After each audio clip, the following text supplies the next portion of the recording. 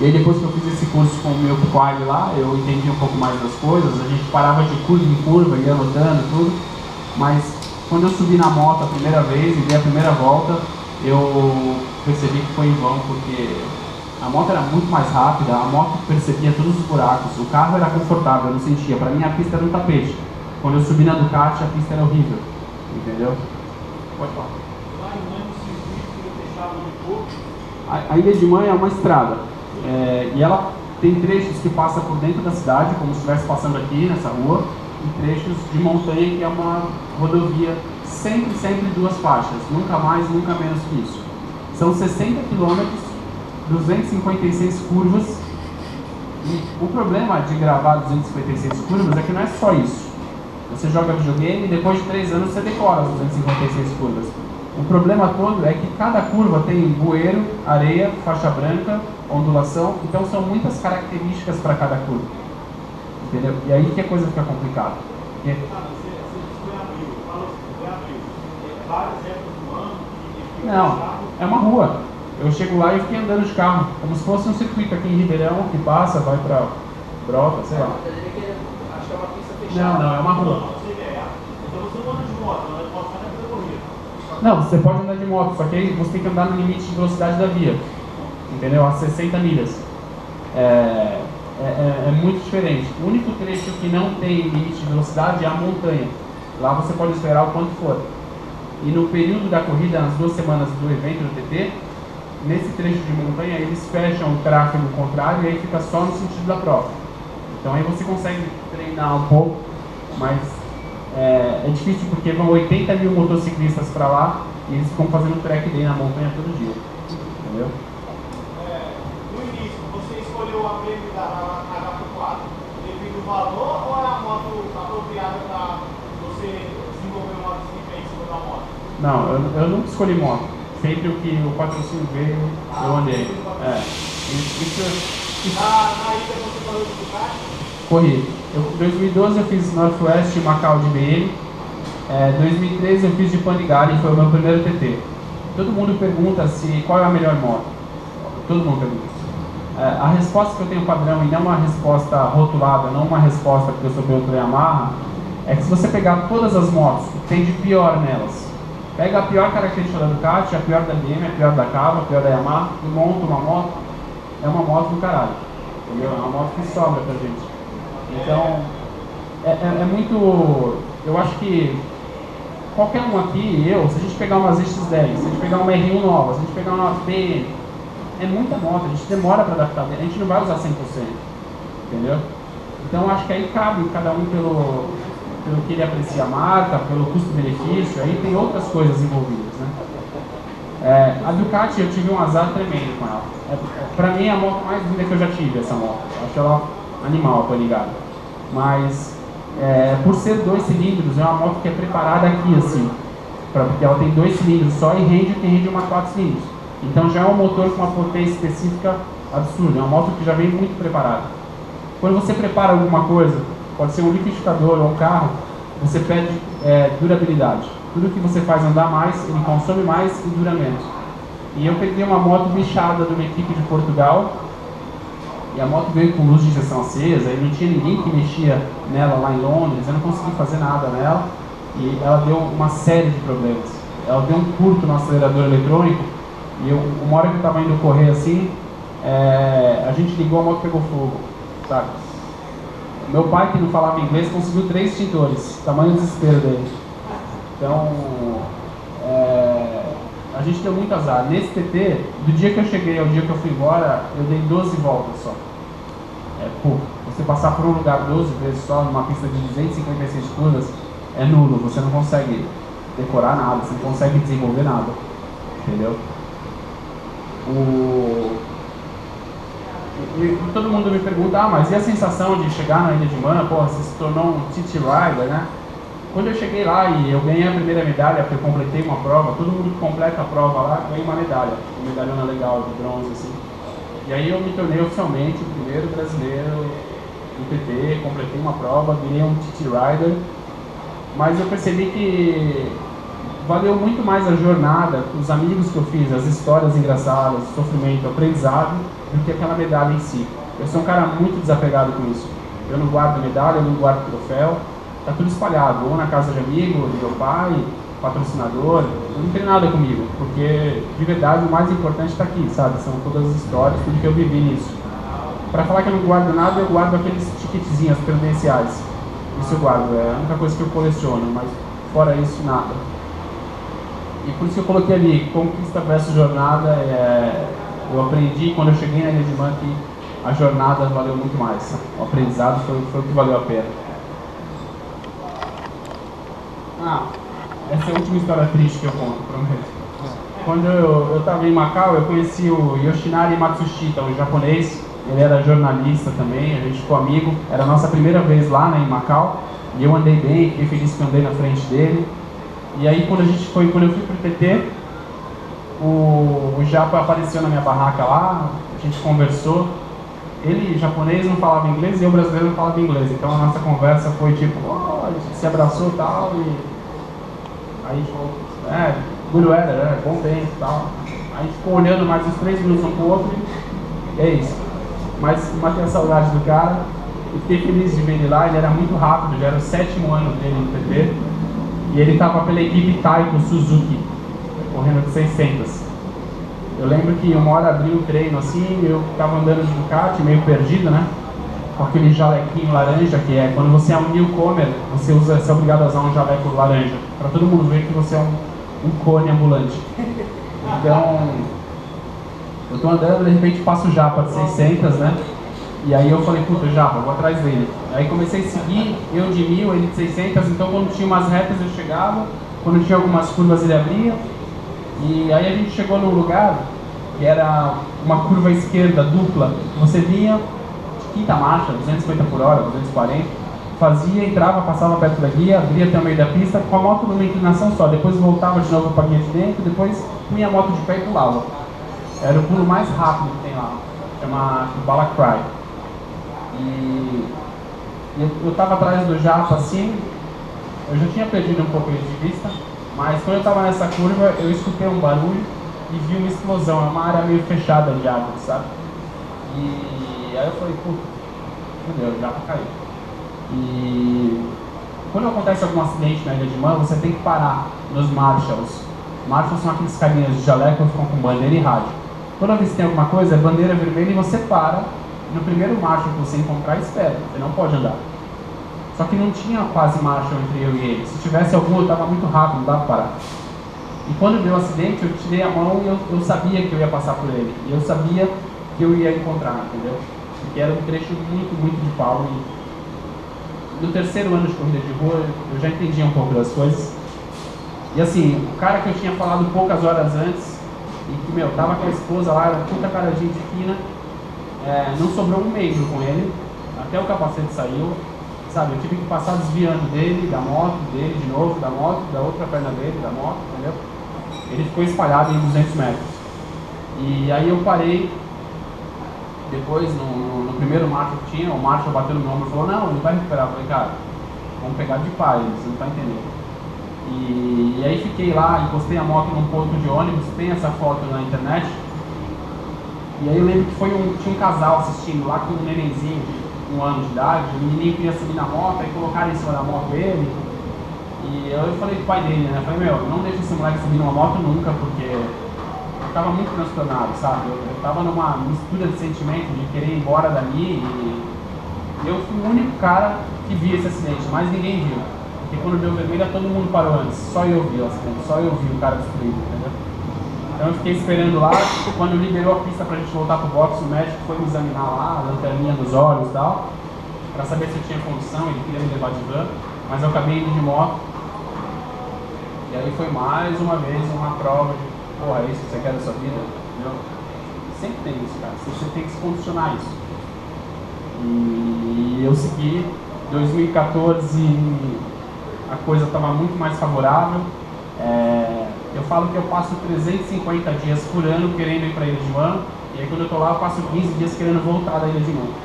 Entendeu? Enquanto eu estou aqui é uma luta atrás de grana, patrocínio, preparação física. não tenho dinheiro para ficar treinando de moto, então fico andando de motocross que é mais barato. E assim vai, aquela luta, todo ano. Em 2014 estava tudo muito certo. Aí eu fui de Honda para Ilha de Man.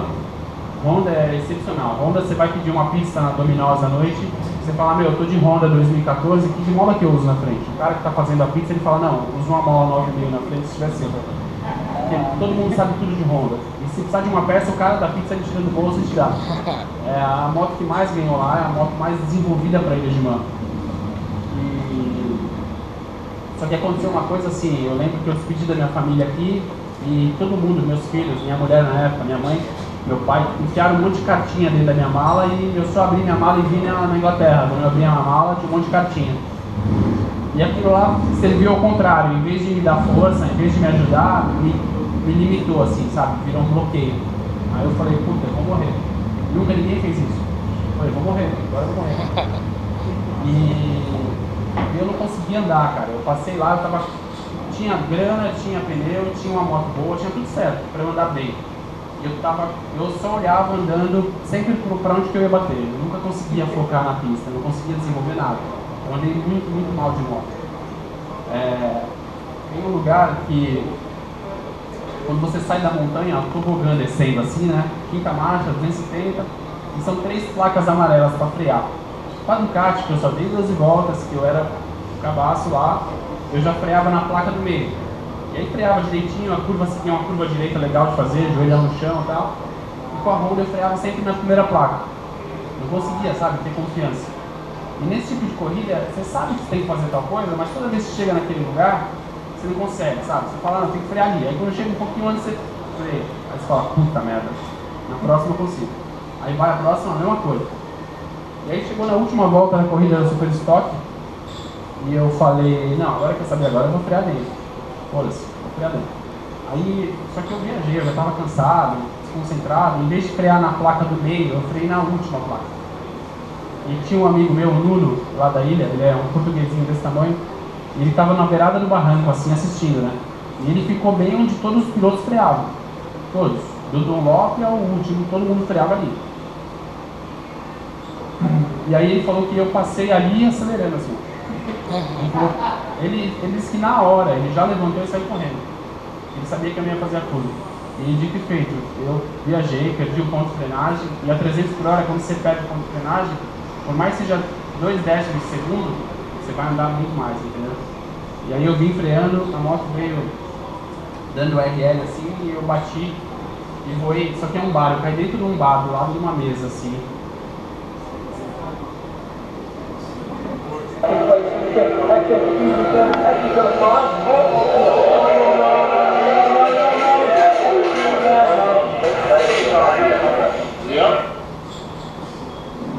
Sorte que eu bati devagar, é legal esse vídeo.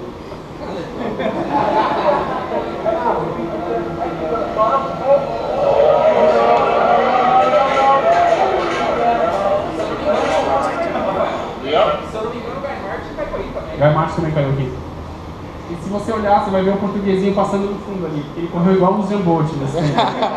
Sério. A médica que estava me atendendo, quando ele chegou lá, parou de me atender e começou a atender ele, porque ele estava muito mal. E aí eu sofri um acidente, a moto ela nem caiu, ela ficou em pé no pneu. A moto ficou pregada no colchão ali, viu que ela tá, ela não voltou pro asfalto. Só que eu não pude completar a corrida, voltei por trás, demorei 2 horas para chegar no box. Eu fui pela rua mesmo, por fora do circuito. E aí tem um outro lado, né? Imagina que no pit stop tava o meu pai e mais 2 amigos esperando. E não lá chega. assim, 18 minutos ele vai passar. Aí todo mundo põe a balaclava, sobe o macacão, pega as ferramentas, o combustível e fica esperando. Aí deu 19 minutos, 20 minutos, nada. Aí imagina, o cara fala, deu. Aí depois de 20 e poucos minutos apareceu um velhinho, aí eles me contaram isso, um velhinho de 150 anos, com um papelzinho assim na mão, falou 88. Os caras, caindo lá no Greg Nibar. Aí o cara, não, mas ele virou as costas e saiu andando. Aí o cara, não, volta aqui, como assim caiu e tal. Aí ele falou, meu, ninguém nunca morreu lá. Se cai lá, no máximo um braço e uma perna que quebra, fica tranquilo porque ele vai aparecer. Olha o velho louco. E aí todo mundo ficou sossegado. E Ilha de Man tem dessas coisas, quando você completa uma volta e chega bem, não interessa se você foi o primeiro ou o último, só de você chegar bem, fica todo mundo feliz. Lá é todo mundo contra a pista, não é um contra o outro. O mais legal das corridas de rua tem um lado ruim, que morre gente, e o lado bom, que é uma irmandade, assim, sabe? Você vai numa corrida de superbike e pede um calibrador pro cara, o cara fala, não tem. Ou te empresta um errado. E o cara tem um errado, que marca errado só pra te fuder. Entendeu? Na Ilha de Man, você tá trabalhando lá, vem um cara, abre sua barraca e fala, escuta, você tem um motor dos X10? Aí você fala, não, eu tô de Yamaha, mas o cara da tenda do lado tem. Dá 8 minutos, passa os dois com o motor dos X10. O cara que emprestou vai ajudar ele a pôr no quadro. Vai assim, cara. Todo mundo contra a pista, todo mundo tem que andar, todo mundo tem que se divertir. É uma coisa que não existe em outra competição, eu nunca vi, pelo menos. O socorro é bem rápido. O quê? O socorro é bem rápido. Sim, eles têm uns médicos. Na TT, os médicos ficam na pista. Mas eles têm uns médicos lá que ficam de moto esportiva, macacão, capacete e uma pochete, tipo do Batman, assim, só com coisa de primeiros socorros. E esses médicos são pilotos, não é que são médicos, os caras são pilotos e também são médicos. E na Northwest, quando você larga, os médicos saem para trás, entendeu? Eu lembro que qual foi a Northwest? Na Northwest, que vocês vão ver o vídeo agora, numa das baterias deu bandeira vermelha toda hora, eu não conseguia correr. Só que num dos pontos eu tive que sair para trás dos médicos. Cara, você viu o trabalho que deu passar os médicos. O resto, né? Tipo, muito trabalho. Só na reta assim, e o cara com a pochetinha cheia de coisa. Nesse ano também teve uma coisa engraçada que depois na última corrida eu finalmente consegui me divertir. Eu lembro que eu ficava andando com um cara de uma outra CBR, azul e amarela, e eu era muito mais rápido no trecho de cidade, então eu passava ele vinha na minha cola de seguida. E quando eu chegava na montanha, eu era mais lento que ele. Então, a curva que tem antes da montanha, que é um retinho à esquerda, eu já fazia aberto, colocava o pezinho para fora, ele me passava, e aí na montanha eu seguia ele. E assim a gente se ajudava. Os dois viravam rápido. Melhor, né? E aí a gente, terminou a prova, eu feliz, falei, disputei com um cara, né, legal. Aí eu fui lá falar com o cara, tava chegando lá, aí o cara tirou o macacão assim. Ele era quase mais velho que aquele tiozinho do papel, sabe? Aí eu falei, porra, treinar, né, o tiozinho. Aí cumprimentei ele e tal, não sei o que, a gente ficou amigo, o apelido dele é Edu, de pato.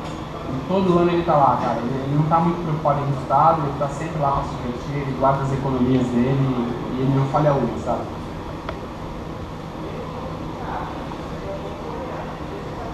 Em 2015 eu me tornei piloto oficial Yamaha, contrato de 3 anos, então até o ano que vem eu sou piloto oficial Yamaha. E eu tive a honra e o prazer de ir para Northwest e ir para Ilha de Man com a R1 Alpha. Foi o último lançamento aí da marca, a moto é fantástica. E aqui tem mais um vídeo da Northwest já, que é aquela prova que eu andei na chuva, vocês viram o vídeo. E uma das coisas da Northwest é que ela serve de treino para você TT. Tudo que pode dar errado é bom que dê na Northwest, que aí no TT você arruma, conserta e resolve. Você já correu na casa do parque?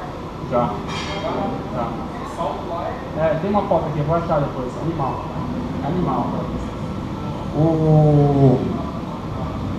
Aí, a vantagem de andar de R1 nova é que é R1 nova, legal, mas a desvantagem é que assim, era uma moto que tinha sido recém-lançada na Europa.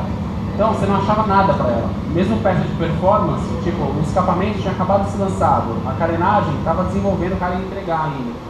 Tudo foi assim, então imagina o sufoco que é. E fora o preço também, né? Aí consegui montar a motinho e tal, e foi pra Northwest. Tem o vídeo.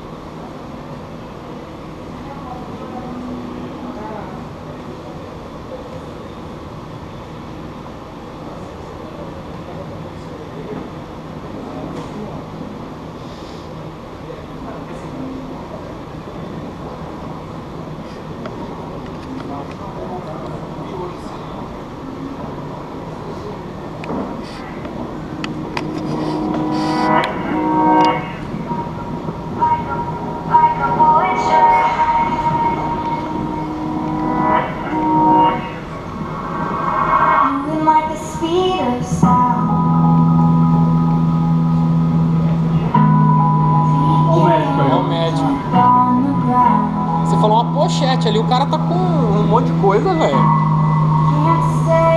Dá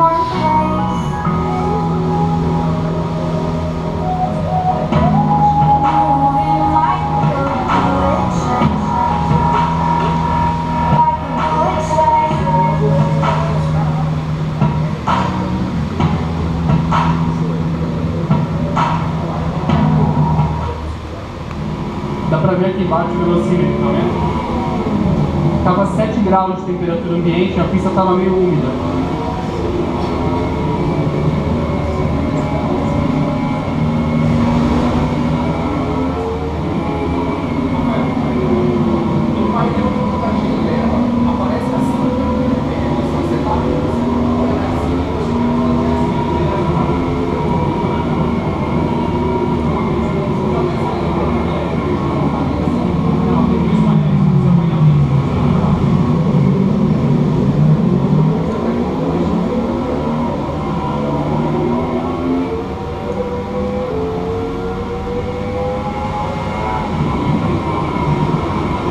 De novo, eu tava meio afoito, eu vou quase bater na traseira desse meu amigo aí. Essa foi a rotatória que eu caí naquele outro ano.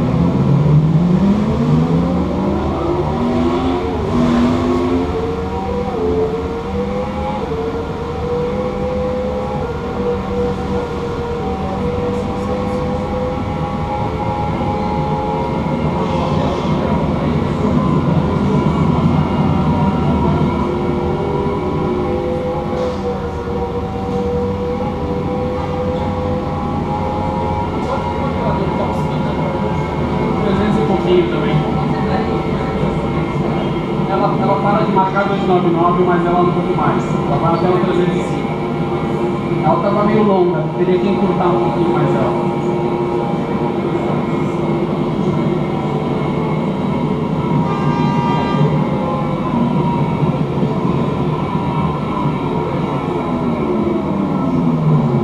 Agora eu vou quase acertar ele de novo. Ó.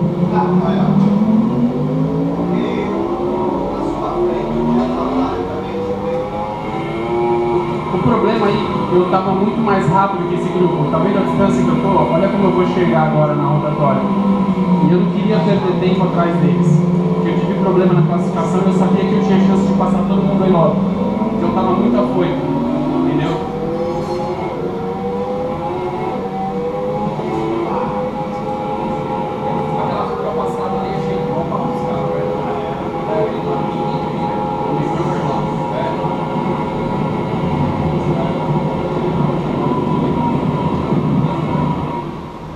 A GoPro parou de filmar, mas 3 curvas depois eu caí de novo.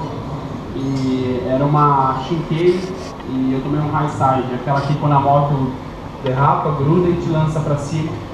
E enfim, era a primeira volta da primeira corrida da Northwest e eu joguei tudo fora porque moeu a moto. E eu falei, a gente não tinha peça, a gente não tinha roda reserva, né? Então, para essa primeira corrida que era super de estoque, a gente estava lá. A Northwest ela acontece numa área litorânea, na beira do mar, assim. E a cada 25 minutos subia uma chuva que durava 3 minutos. Molhava a pista inteira.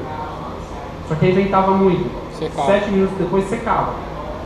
E aí a organização da prova não sabia o que fazer, sabe? E todas as equipes estavam lá com mola de suspensão diferente, roda reserva, cobertor, pneu, 8 caras. Tava eu e o meu mecânico sem roda reserva. Então toda vez que chovia, a gente arrancava as rodas, eu arrancava a traseira, ele arrancava a dianteira, a gente corria até o caminhão da Metzler, aí eu olhava pro cara, olhava pro tempo, olhava pro cara, olhava pro tempo e falava, põe chuva. Aí o cara colocava chuva. Quando ele terminava, a pista já estava seca, aí a gente falava, não, volta. Chegou uma hora que o cara não trocava mais, ele ficava olhando pra nossa cara assim, falando, resolve. Aí uma hora eu juro por Deus que eu tirei na moeda, eu falei, cara, joga uma moeda pra cima e resolve você. Aí virou, pôs seco. Eu falei, então não troco mais, vai ficar de seco. Daí a gente voltou pra lá, ficou de pneu de seco esperando.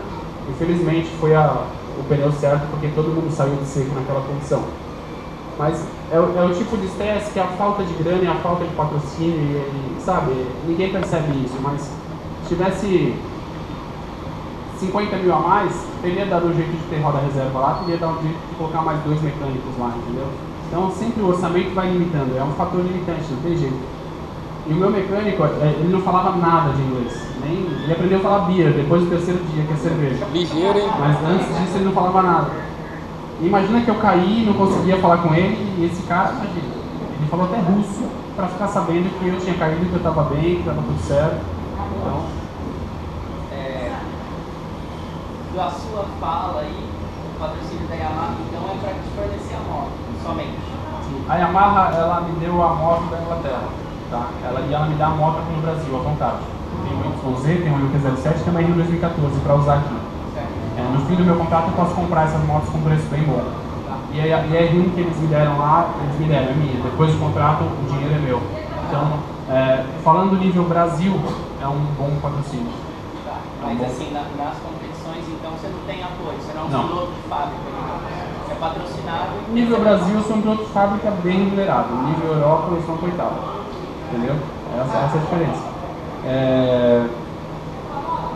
Aí tem a Metsera que me dá pneu, aí tem a LS2 que me dá grana e capacete, aí tem os pequenos que vão sempre compondo, e é dessa forma. Eu sempre faço patrocínio coletivo, vendo camiseta, sabe, pra arrecadar, e mesmo assim tem que pôr do bolso sempre, não tem jeito, sempre tem que pôr.